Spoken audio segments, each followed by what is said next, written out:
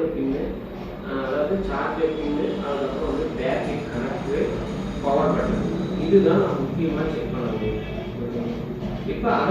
Hello மக்களே, அனைவருக்கும் இனிய வணக்கம். இன்றைக்கி நம்ம இந்த வீடியோவில் எதை பற்றி பார்க்க இருக்கோம் அப்படின்னு பார்த்தீங்கன்னா, தமிழகத்தில் டிஎன்பிஎஸ்சி குரூப் 4உடைய கட் ஆஃப் மதிப்பெண்கள் என்னவாக இருக்கும். ஸோ இதை பற்றி இந்த வீடியோவில் முழுமையாக நம்ம பார்க்கலாம். நம்ம சேனலுக்கு புதிவராக இருந்தால் ஒரே ஒரு subscribe and bell button click பண்ணி வச்சுக்கோங்க. நம்ம சேனலில் வர அப்டேட்ஸ் எல்லாமே மிஸ் பண்ணாமல் இருக்கு, இது மிகவும் அவசியங்க. தமிழகத்தில் கடந்த 7 மாதங்களாகவே டிஎன்பிஎஸ்சி குரூப் 4உடைய முடிவுகள் வெளியீட்டில் மிகப்பெரிய ஒரு திருப்பங்களை நாம் சந்திச்சுக்கிட்டே இருக்கோங்க. சார் குரூப் 4ல் என்ன சார் நடந்துட்டுருக்கு, என்னென்னலாம் குரூப் 4ல் கேட்டுட்ருக்காங்க. ஸோ தேர்வர்களுடைய கவனத்திற்கு கிடைக்கப்பெற்ற மற்றும் ஒரு மகிழ்ச்சியான செய்தி என்ன, குரூப் 4ல் மற்றும் ஒரு மகிழ்ச்சியான செய்தினா அது என்னவா இருக்கும், குரூப் 4ல் அதிகாரிகள் உண்மையை உடைத்த தகவல்கள் என்னென்ன, இதை பற்றி தாங்க இந்த வீடியோவில் முழுமையாக நம்ம பார்க்குறோம். ஸோ என்ன அப்படி ஒரு மிக முக்கியமான தகவல் அப்படின்னு நம்ம பார்க்குறப்ப, சில கேட்டகரிக்கு வந்து பார்த்திங்கன்னா டிஎன்பிஎஸ்சி குரூப் 4ல் மதிப்பெண்கள் குறைவதற்கும் சில கேட்டகரிக்கு மதிப்பெண்கள் அதிகரிப்பதற்கும் வாய்ப்புகள் இருக்குது. ஸோ டிஎன்பிஎஸ்சி குரூப் 4உடைய முடிவுகள் வந்து நிச்சயமாக 100% மார்ச் 15ஆம் தேதி காலை 11:30 மணி அளவில் குரூப் 4உடைய ரிசல்ட்ஸு நமக்கு பப்ளிகேஷன் பண்ண இருக்காங்க. அது மட்டுமே கிடையாதுங்க, குரூப் 4ல் செலெக்ஷன் ஆனவர்களுடைய பட்டியலை முதற்கட்டமாக வெளியிடுவது இதுவே முதல் தடவை அப்படின்னு கூட நம்ம சொல்லலாம். ஸோ குரூப் 4ல் யார் யாரெல்லாம் செலக்ட் ஆகிருக்காங்க, ஸோ அந்தந்த கம்யூனிட்டி வைஸாக கேட்டகரி வைஸாக நீங்கள் வந்து பார்த்தீங்கன்னா விஏஓக்கு செலக்ட் ஆகிருக்கீங்க, நீங்கள் வந்து பார்த்தீங்கன்னா ஜூனியர் அசிஸ்டண்ட்டுக்கு செலக்ட் ஆகிருக்கீங்க, நீங்கள் வந்து பார்த்தீங்கன்னா ஸ்டெனோ டைப்பிஸ்ட்டுக்கு செலெக்ஷன் ஆகியிருக்கீங்க.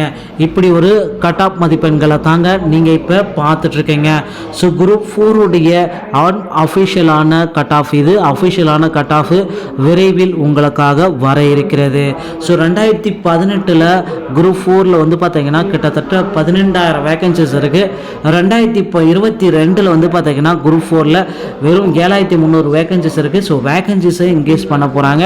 ஸோ ஜிடிஆர் இருக்கும் பட்சத்தில் பொது பிரிவினருக்கு கண்டிப்பாக 165 மதிப்பெண்கள் இருக்குங்க. ஸோ அதுக்கு அடுத்து வந்து பார்த்தீங்கன்னா பிசி கம்யூனிட்டியை பொறுத்த வரைக்கும் ஆண்கள் மற்றும் பெண்களுக்கு வந்து பார்த்தீங்கன்னா பிற்படுத்தப்பட்டோர் 165, 162, பெண்களுக்கு 162ங்க. அடுத்து எம்பிசி கம்யூனிட்டியை நம்ம பார்க்கலாம். ஸோ இவர்களுக்கு வந்து பார்த்தீங்கன்னா ஆண்களுக்கு 160 வரும், பெண்களுக்கு வந்து பார்த்தீங்கன்னா 158ங்க. ஸோ இது வந்து பார்த்தீங்கன்னா 2022 குரூப் 4உடைய கட் ஆஃப் மதிப்பெண்கள். ஸோ அடுத்து வந்து பார்த்தீங்கன்னா எஸ்சி மிகவும் பிற்படுத்தப்பட்ட இது பட்டியல் ஜாதி, ஓகேங்களா, இவர்களுக்கு 161 மதிப்பெண்கள் வரும். ஸோ மீதி இருப்பவங்களுக்கு வந்து பார்த்தீங்கன்னா 155 மதிப்பெண்களும் வரும். அடுத்து வந்து பார்த்தீங்கன்னா பிற்படுத்தப்பட்ட முஸ்லீம்க்கு பிசிஎம்க்கு பார்த்தீங்கன்னா 2018 வந்து பார்த்தீங்கன்னா 155 மார்க் எடுத்தா இருந்துச்சு. 2022 ஆண்களுக்கு 155, பெண்களுக்கு 153 இல்லைன்னா 52 கூட வருவதற்கு வாய்ப்புகள் இருக்குது.